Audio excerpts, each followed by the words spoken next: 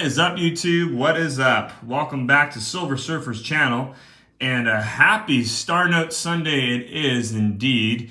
Very, very happy. I told you guys I was kind of back in the game here, had a lot of stuff to share in the past.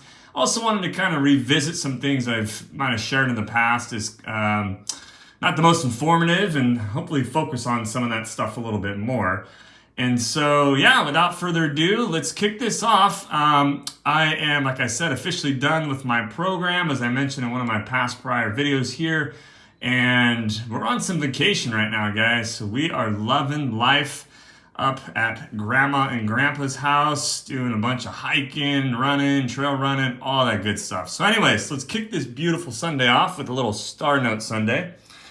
And what you see in front of you is a 1928 Federal Reserve note from the Kansas City Bank. That is the Federal Reserve District 10 right there, as you can see. And it is a $5 note with Mr. President Abraham Lincoln on there, right in the center portrait.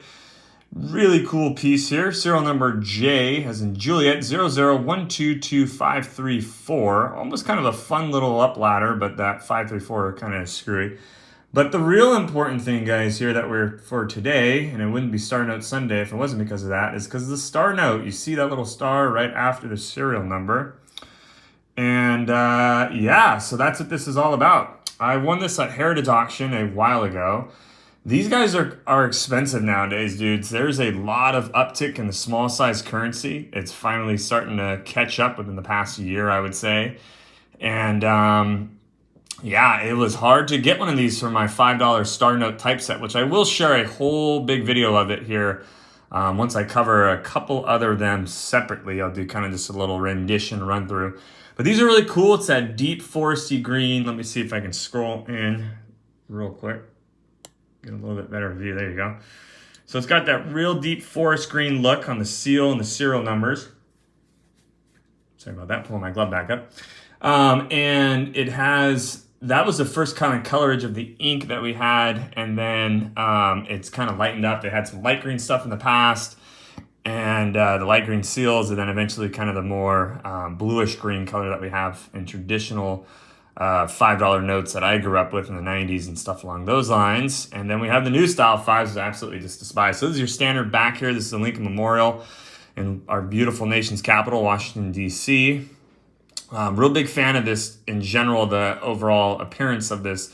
I have some specialty kind of significance to that monument as well there, as I had a promotion that was done at 5 o'clock in the morning on the top of that monument by a couple of good friends of mine while the sun was rising over the district. So just a real wonderful experience I have at the memorial. But anyhow, so I got this note. This is not the most common. The most common is the New York Federal Reserve District 2 or B. You guys can see the seal here a little bit different on the 1928s. Well, there's a 28 that has numeral seal that was changed, but it has a letter seal. But these are the original ones that they started with, the numeral seals, which is really, really cool kind of look to them. This is the signatures of Tate and Mellon. As you can see, Mr. Tate there is the Treasury. And then the Secretary of Treasury, Mr. Mellon over there. And what's really cool about these also is the clause here that's redeemable in gold on demand at the United States Treasury, or in gold or lawful money at any Federal Reserve Bank. So as you guys know, up until 1933, our currency was backed by gold and silver. Silver continued on until the 60s, but gold, after President Roosevelt took us off the gold standard to kind of get the economy back on track, which didn't really work all that well, but that's another story.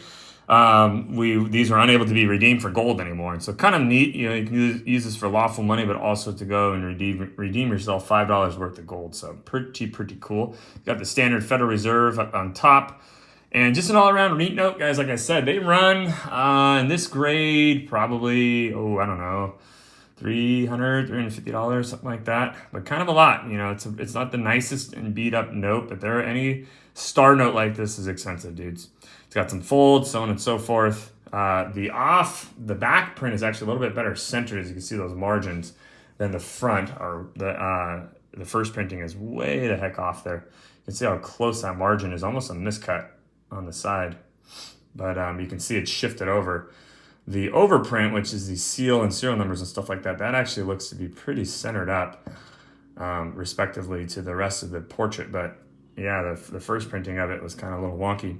Who knows what was going on with that? Maybe someone was drunk at the office, unsure. But anyways, yeah, we got the little, oopsie, my goodness, got the little USA sign in the back there. I'm going to go ahead and scroll up there. Everyone's getting ready for the 4th of July. All the good stuff, the American stuff here. I'm going to go ahead and show you another little fun piece you might have noticed in the back there. And this is another piece of little Silver Surfer art.